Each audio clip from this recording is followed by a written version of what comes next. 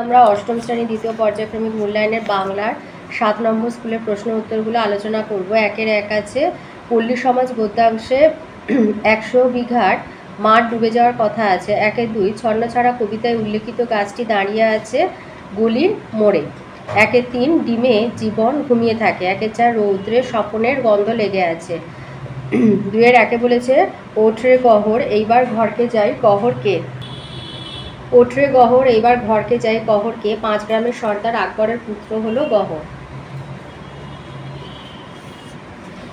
2-এর 2 আছে অতিথিরা বিদায় নেওয়া মাত্র বুকুর মা কি করেছিল। অতিথিরা বিদায় নেওয়া মাত্র বুকুর মা কি করেছিলেন? অতিথিরা বিদায় নেওয়া মাত্র বুকুর মা রণচণ্ডী মূর্তি ধরে ছেলেকে মারতে শুরু করেছিলেন। 2-এর 3-এ আছে নাটোরের মহারাজার বাড়ি যেখানে লেখকদের থাকার ব্যবস্থা হয়েছিল তাকে কার সঙ্গে তুলনা করা হয়েছে? ইন্দ্রপুরীর সাথে তুলনা করা হয়েছে। 2-এর 4 বাড়িটিকে ভালোবেসে কারা বেড়াতে এলে কিছুক্ষণ থেমে রয় সকাল ও সন্ধ্যায় রঙিন মেঘেরা। 2-এর 5 ডিঙিটি কিসের সঙ্গে বাঁধা আছে? হিজল গাছের সঙ্গে। 2-এর 6 কাকে দেখে কবির গাছের প্রেতচ্ছায়া বলে মনে হয়েছিল? কাকে দেখে কবির গাছের প্রেতচ্ছায়া বলে মনে হয়েছিল? গলির মোড়ে দাঁড়িয়ে থাকা রুক্ষ রিক্ত জীর্ণ গাছটিকে দেখে কবির গাছের প্রেতচ্ছায়া বলে মনে হয়েছিল। 3-এর দাগে আসি গাছের জীবন মানুষের জীবনের ছায়া মাত্র। লেখকের এমন উক্তি অবতারণার কারণ বিশ্লেষণ করো।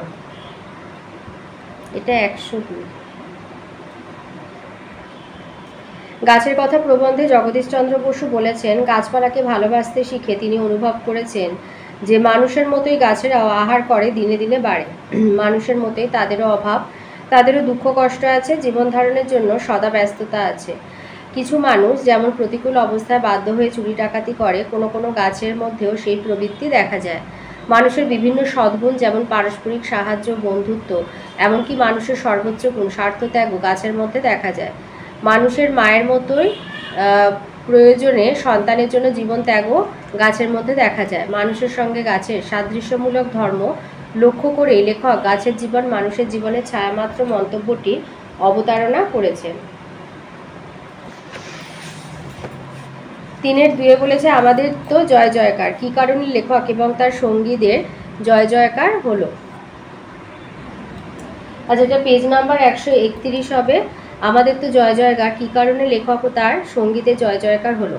অবনীন্দ্রনাথ ঠাকুর রচিত নাটোরের কথা গদ্যাংশে নাটোরে অনুষ্ঠিত প্রভিন্সিয়াল কনফারেন্সে রবি ঠাকুর প্রস্তাব করেন যে সম্মেলন বাংলা ভাষায় হোক, কিন্তু দলের নেতারা তা মানলেন না, তারা ইংরাজি ভাষায় চাইলেন। অনেক তর্ক বিতর্কের পর সমস্ত দলটি 2 ভাগে বিভক্ত হলো।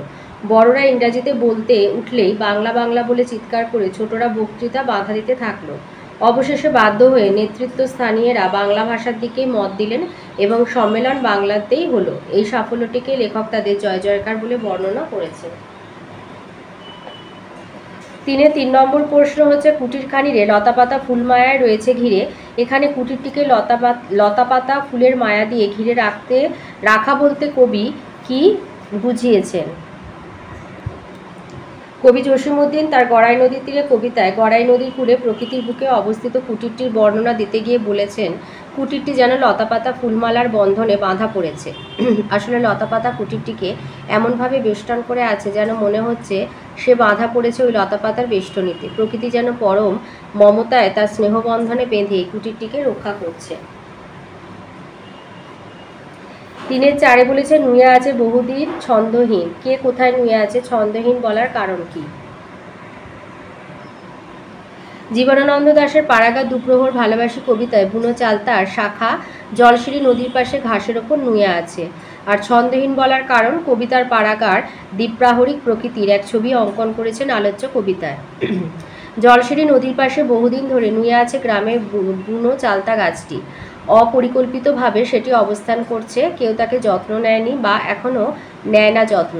অবহেলা সয়ে সে বিস্তার করেছে তার শাখা প্রশাখা, তেমনি চালতার অবস্থানও এলোমেলো। কথা বোঝাতেই কবি ছন্দহীন শব্দটি ব্যবহার করেছেন।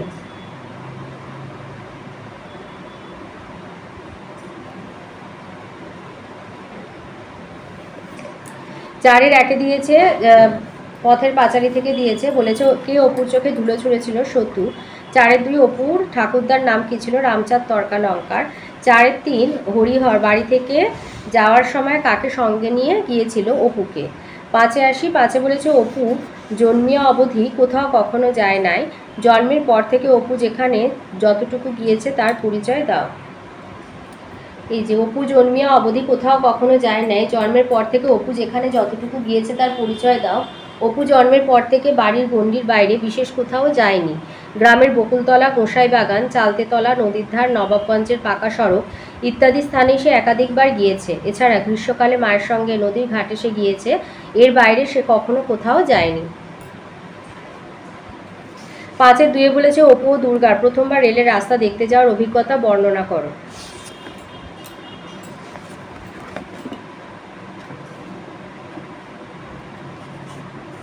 অপু ও দুর্গা চিরদিনই অজানাকে জানার, অদেখাকে দেখার পিয়াসী। একবার তারা বাছুর খুঁজতে খুঁজতে নবাবগঞ্জের পাকা রাস্তায় উপস্থিত হয়। সেই রাস্তার ওপারে মাঠের পরেই রেলের রাস্তা। তখন তারা ঠিক করে যে রেলের রাস্তা দেখতে যাবে। যদিও তারা জানতো যে রেলের রাস্তা অনেক দূর, তবুও তারা প্রথমেই দমে যায় না। তারা পাকা রাস্তা থেকে নেমে দুপুর রোদে মাঠ, বিল, জলা ভেঙে দক্ষিণ দিকে ছুট দেয়। নবাবগঞ্জের লাল রাস্তা, রোয়ার মাঠ, জলছত্রতলা সব পেরিয়ে তারা এগোতে থাকে। কিন্তু একটা বড় জলার সামনে এসে দুর্গা পথ হারিয়ে ফেলে। কোনো গ্রাম তার চোখে পড়ে না, শুধু ধানক্ষেত, জলা আর বেতঝোপ দেখতে পায় তারা। সেই বেতঝোপের মধ্যে দিয়ে যারা চলতে পারে না, পা পুঁতে যায় পাকে। অন্যদিকে রৌদ্রের তেজে শীতকালেও তারা ঘামতে থাকে। দুর্গার গায়ের কাপড় নানা জায়গায় কাঁটা লেগে ছিঁড়ে যায়। শেষ অবধি তাদের পক্ষে বাড়ি ফেরাটাই মুশকিল হয়ে যায়। রেলের রাস্তা দেখার আশা ছেড়ে জল ভেঙে ধানক্ষেত পার হয়ে আবার পাকা রাস্তায় ফিরে আসে তারা। এইভাবে প্রথমবারের চেষ্টায় রেল রাস্তা দেখার স্বাদ তাদের অপূর্ণই থেকে যায়। 6-1 আছে যে বাক্যের মাধ্যমে আদেশ, উপদেশ, অনুরোধ ইত্যাদি বোঝায় তাকে অনুকারসূচক বাক্য বলে। 6-2 যে, সে, যিনি, তিনি, যাকে, তাকে এগুলো সাপেক্ষবাচক সর্বনামের উদাহরণ। 6-3 তোকে নিয়ে আর পারি না, এখানে আরটা হবে অব্যয়, আর হবে অব্যয়। 6-4 বরুণ ছবি আঁকছে, এটা হবে আঁকছেটা হবে ক্রিয়াপদ।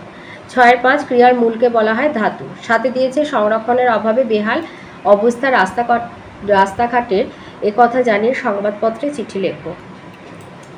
সংরক্ষণের অভাবে বেহাল রাস্তাঘাটের কথা জানিয়ে সংবাদপত্রে চিঠি লিখবে মাননীয় সম্পাদক মহাশয় সমীপেশু বলে আনন্দবাজার পত্রিকা, 6 প্রফুল্ল সরকার স্ট্রিট, বিবাদীবাগ, কলকাতা 7,01,000। বিষয় রাস্তাঘাটের বেহাল অবস্থাজনিত সমস্যা। সবিনয় নিবেদন, আমরা সকলে এই বিষয়ে অবগত যে যতই দিন যাচ্ছে আমাদের প্রাত্যহিক জীবন ততই কর্মব্যস্ত হয়ে উঠেছে। এই ব্যবস্থাকে অনেকটা অনায়াস করতে পারে সুষ্ঠু যোগাযোগ ব্যবস্থা। সেই যোগাযোগ ব্যবস্থার অন্যতম মাধ্যম পথঘাট।